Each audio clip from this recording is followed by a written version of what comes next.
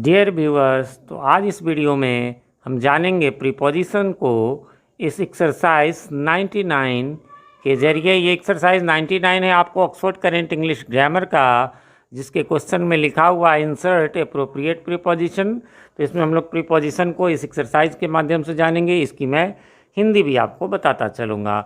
बाकी मेरा नाम है प्रभात कुमार सिंह और आप देखना शुरू कर चुके हैं जीटी गुरुजी, जहाँ आप सबको मिलता है G for grammar and T for translation के वीडियोज़।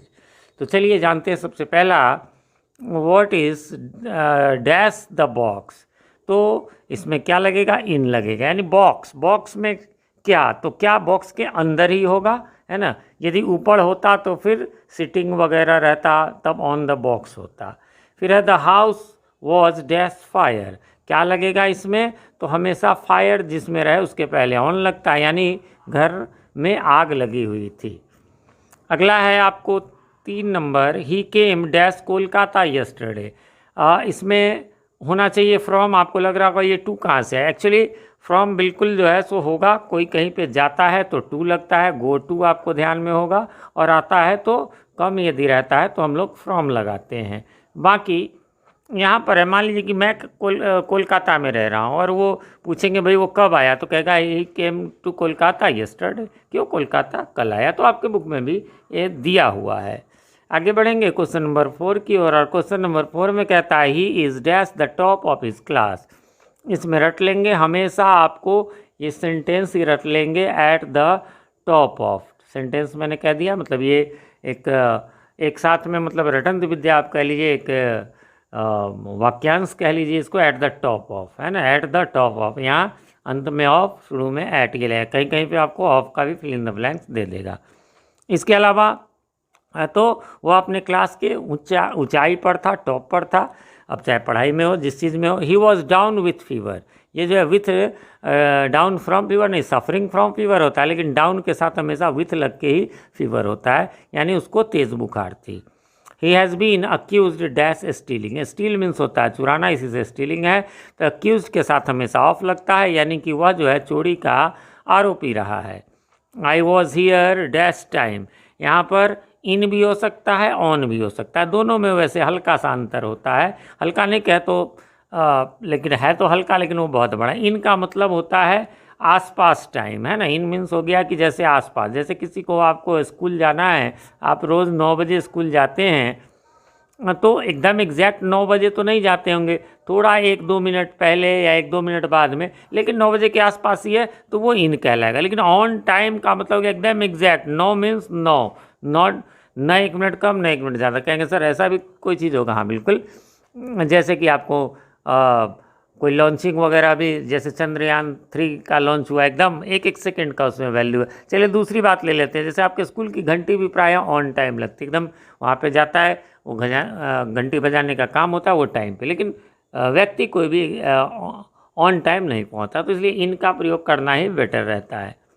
अगला है 8 नंबर में, he has not dash my letter, not reply dash my letter, है ना। उसने मेरे पत्र का जवाब नहीं दिया। रिप्लाई के साथ हमेशा टू लगता है। तो कुछ जो है वो आपको रटनते हैं, है ना, तो उनको आप रटते जाए। वैसे मैं इसमें बता ही रहा हूँ। तो और कुछ के होते हैं कि रूल के अनुसार, है ना, तो रिप्लाई के साथ टू लगेगा। ही कम्स, है ना, डैश ए नोबल फैमिली। ये ऑफ भी लगता है, फ्रॉम भी लगता है। यहाँ पर हो जाएगा कि आपको फ्रॉम। अगला ऐसे इज़ गुड डैश इंग्लिश। ये याद रखेंगे, बहुत सारे लोगों को कन्फ्यूज़न हो जाती है, लेकिन ये एट ही होगा, गुड एट, है ना। वो अंग्रेजी में अच्छा है तो इन नहीं लगेगा, ये रट लेंगे। किसी भी विषय में हो, मैथ्स में हो तो he is good in at maths, he is good at physics, यही नहीं कोई खेल वगैरह, he is good at cricket, है ना, he is good at football, तो ये गुड एट ही लगता है, मतलब वह इंग्लिश में अच्छा है। I am senior dash you. मैं तुमसे सीनियर हूँ, इसमें टू। सीनियर में, जूनियर में, इन्फीरियर में, सुपीरियर में, इन सब में टू ही लगता है। I have no faith in his promises, है ना, यहाँ इन लगेगा। मुझे उसके वादे में भरोसा नहीं है, नॉर्मल मीनिंग के आधार पर है ना, वादे में। अगला है व्हाट आर यू लुकिंग। अब यहाँ पर लुकिंग फॉर भी हो सकता है ना, और लुकिंग अबाउट भी हो सकता है, लेकिन फॉर भी अप्रोप्रिएट है। तुम क्या ढूंढ रहे हो? लुक फॉर मीन्स ढूंढना, खोजना। The lady objected dash the statement. Object के साथ हमेशा आपको टू लगेगा। ये ऑब्जेक्ट वो वाला नहीं जो सब्जेक्ट वर्ब ऑब्जेक्ट होता है, यहाँ आपत्ति करना। लेडी ने जो है इस कथन पर आपत्ति किया, तो ऑब्जेक्ट के साथ यहाँ टू रटन थे। अभी ये तो आपको पहले से ही पता होगा। ही सफरिंग फ्रॉम फीवर, किसी बीमारी से नॉर्मली पीड़ित होते हैं तो सफरिंग फ्रॉम फीवर। बाकी वहाँ आपने देखा था डाउन विथ फीवर था, यदि डाउन रहे तो। The watch was sold dash 500 rupees, है ना। यहाँ ध्यान रखेंगे ये घड़ी 500 रुपये में बेच दी गई, है ना, की दर से नहीं। यदि की दर से हो कि मतलब एक घड़ी 500 का, तो फिर उसमें ऐट लगता है ना, ऐट ₹5। लेकिन यहाँ सोल्ड, क्योंकि यहाँ पर आप कहेंगे सर आप कैसे पता चला कि ये एक ही घड़ी को पूरे को बेचा गया, ये रेट नहीं है। रेट मतलब ज़्यादा होगा तो उसमें फिर रहेगा ये ईच लगा रहेगा, या इधर ऐसा कुछ रहेगा जिससे पता चले घड़ी है कि नहीं। घड़ी को उसने बेच दिया। और खास घड़ी की बात भी हो रही है क्योंकि द लगा हुआ है, तो फॉर ही होगा। अगला है he is driving the car dash A fast speed, वह कार को बड़ी तेज़ी से चला रहा है। इसमें भी आप एक तरह से रटन था at a fast speed, at a fast pace, ये लगेगा। उसके अलावा 18 नंबर में I congratulated him on his success, ये आपको बहुत पहले से हमको लगता है ध्यान में होगा, है ना। कॉन्ग्रेचुलेट ऑन ही होता है, कॉन्ग्रेचुलेट के साथ, ऐसा नहीं कि हिम के साथ है, कॉन्ग्रेचुलेट के साथ ऑन है, यानी बधाई देना, मुबारकबाद देना। मैंने उसे उसकी सफलता पर, है ना, मुबारकबाद दी, बधाई दी। ही वॉज रॉब्ड, अब रॉब्ड के साथ आपको ऑफ ही लगेगा। He was robbed of his wealth, उसका धन जो है लूट लिया गया। रॉब मीन्स लूटना होता है और रॉबर मीन्स लुटेरा यानी डकैत होता है। The glass fell dash the ground, fell to the ground. अब कहेंगे सर आप तो फेल के साथ इनटू बताते हो, बिल्कुल इनटू बताते हैं। Fail into river, fail into, वो वहाँ पर क्योंकि उसमें वो समा जाएगा, लेकिन ग्राउंड के अंदर तो नहीं समाएगा, इसलिए यहाँ पर टू लगेगा। और यही आपके बुक में भी दिया हुआ है, ऐसा नहीं कि कोई और कहीं की बात है। That is no news to you, ध्यान रखेंगे। आप कहेंगे सर ये तो हमने पढ़ा है there is no news for you, बिल्कुल फॉर भी होता है, लेकिन वो तब जब देयर होता है। There is no news for you, लेकिन यहाँ दैट इज़ नो न्यूज़ रहेगा तब टू यू हो जाएगा, तुम्हारे लिए कोई समाचार नहीं है। अगला है 22 में ही क्राइड, है ना। अभी ये ऊपर बताया था एट द टॉप ऑफ हमेशा होता है, चाहे जिस भी स्थिति में हो, है ना। द टॉप के पहले एट और बाद में ऑफ, इसलिए उसने जो है अपने आवाज़ की पूरी ऊंचाई पर जो है सो चिल्लाया। द मिसक्रेंट्स, है ना, यानी शरारती तत्व, मैंने मीनिंग भी लिख दिया है कि नहीं पता चले। तो set the house dash fire, तो ऑन फायर पहले में भी था, आग लगा देना, आग लगा हुआ है तो ऑन फायर ही होता है। शरारती तत्वों ने घर में आग लगा दिया। हिज एनेक्सियस डैश हिज सेफ्टी, है ना, तो क्या हो जाएगा इसमें, फॉर हो जाएगा।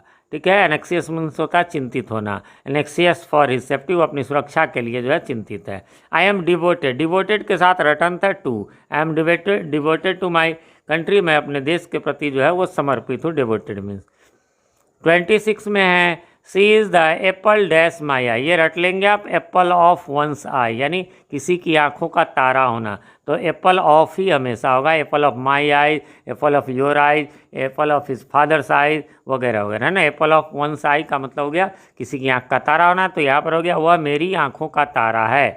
ठीक है, अगला है she is not capable dash is work, capable के साथ हमेशा ऑफ लगता है, वह हार्डवर्क करने में समर्थ नहीं है। Capable means Samarth.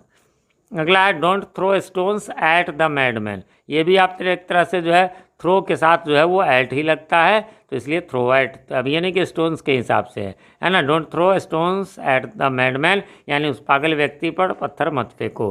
He has been beaten dash his father dash stick, है ना।